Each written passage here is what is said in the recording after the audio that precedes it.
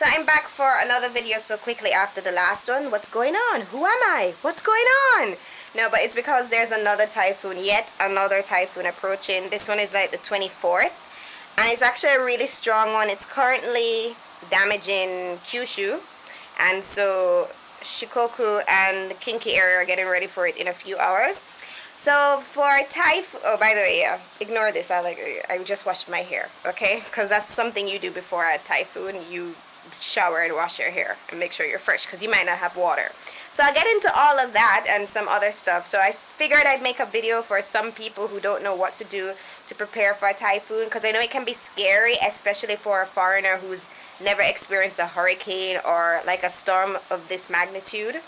The last one caught us all off guard because usually in Japan, typhoons are every day, you know, it's regular, people go to work, it's not that bad. But the last one was really strong, and you heard about the Kansai International Airport being severely damaged and having to close for a week. And I'm sure you're on social media, so you saw all the posts of buildings, scaffolding falling and everything. So the last one was scary because for the first time since I've been in Japan, and my friend who's been here for like 25 years, she said for the first time in her experience, the lights in Wakayama went out. So we had this massive power cut in Wakayama, and that had never happened before. And with my apartment, when that happens, you actually lose water too. So for the last big typhoon that came through, I lost for about 15 hours. I didn't have light or water. So just in case, I'm going to over prepare for this one. And so I'll tell you what I'm doing, and also recommendations for you to do too. From Jamaica or any other Caribbean country, or if you're from like Florida, southern states that are used to hurricanes, then you know what to do to prepare for a storm. But if you're not, then these tips will help you. So first tip is to shower. Have a shower, because you might not have water for a few days. So it's best to, you know, still be fresh. Try and maintain your freshness. So that's why I had my regular shower and I washed my hair. I usually wash my hair on Sunday anyways, but I made sure to wash my hair. So that's why it's up in a turban. How very Erica Badu of me. Anyways, the second thing I'm doing right now, as you can probably hear in the background, I'm cooking. So let me show you what I'm cooking. And I'm cooking because when the light goes, of course you don't have electricity, and if you don't have electricity, that means your refrigerator is off, and if your refrigerator is off, guess what? That means everything in your fridge is going to spoil. So I'll show you what I did the last time to try and preserve some of the meats I still had in my fridge. And just a recommendation, if a really big storm is coming, try and cook early. And try and cook early, especially because my stove is electric. So if there's no electricity, I can't cook. So that sucked the last time. I had to make a tuna sandwich. But another thing you can do is just cook early and get rid of some of the meat you might have, because it might go bad. So let me show you what I'm cooking. Yeah, I'm just making some simple pasta. I'm gonna put in like the tomato sauce now. So cook, and what I did the last time, this is my garbage. I bought that big block of ice down there. So I'm gonna use that this time if the electricity goes out. Try and keep the meats in my freezer cold. But yeah, so I'm gonna finish cooking and then give you more tips. So this is what the finished dish look like, you know, just some chicken and pasta. And of course I always make enough for lunch, semi-meal prepping, because I don't cook all my meals on a Sunday. Just every day I cook, but yeah, always enough for lunch. That's what you can do to save money. Remember the money saving video. But anyways, so I'm going to eat quickly. And then I'm going to wash my dishes, because that's another thing you should do when a storm is coming. Wash all your dishes in case you don't have water after. So let me hop to that. Okay, and we're back. So I washed my dishes, so my sink is clean. If I don't have water tonight, it will be okay. Speaking of not having water here, I have water. Oh my God, why am I trying to hold two of these at one time, dear God? I have bottles of water. So this will be my washing up water. Or to brush my teeth water if the water goes. And this will be cleaning any dishes that I might have in case. So, or shower tomorrow morning, if I don't have any water, I can use this to freshen up, which many Jamaicans are skilled at doing because we have had to live through many a hurricane, and using this amount of water to shower, it's what we do. But yeah, so this is my emergency water for drinking or showering. Showering? What is showering? Showering.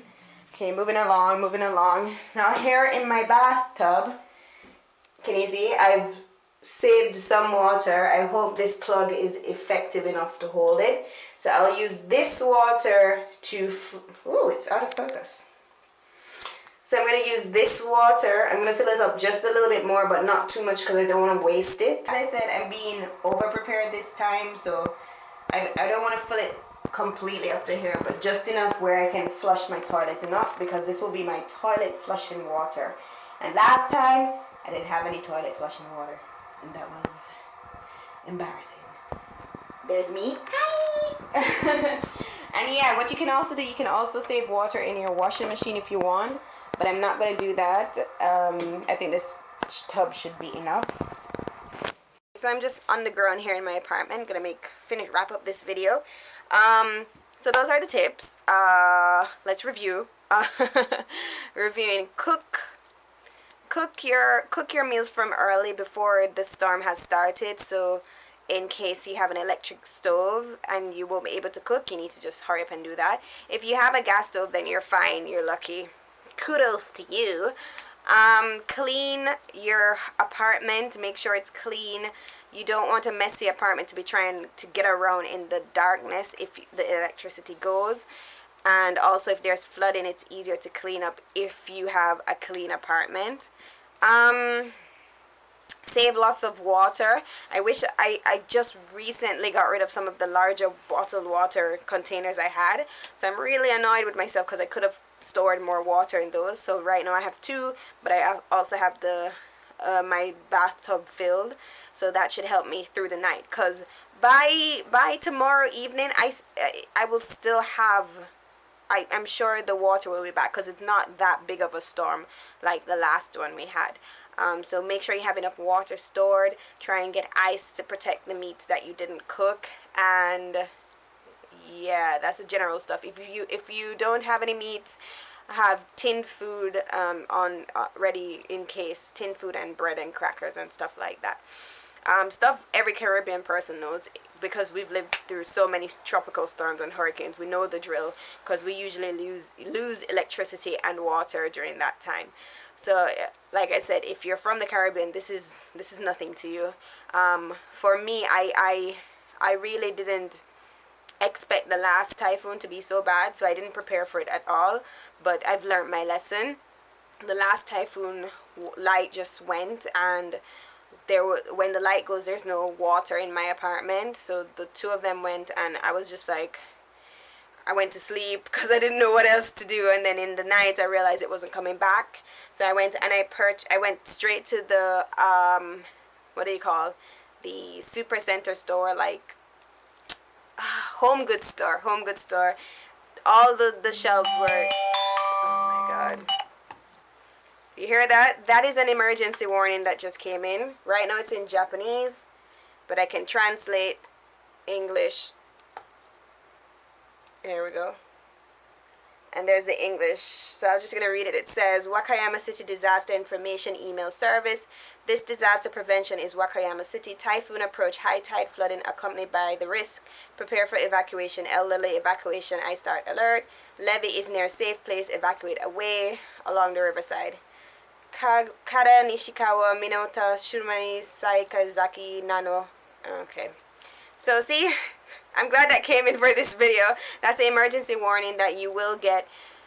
Some of them are general, so this is for all of Wakayama City, and then some are more area specific. And when you get it, don't freak out too much. Just relax a little. Translate it, read the information. If you're not in that area, then you're okay. Usually it's warnings for evacuation for persons who live near the coast or along riverside. So if you live in those areas, please evacuate or go to a friend's house who lives somewhere safer. And what else? Yeah, just don't freak out too much.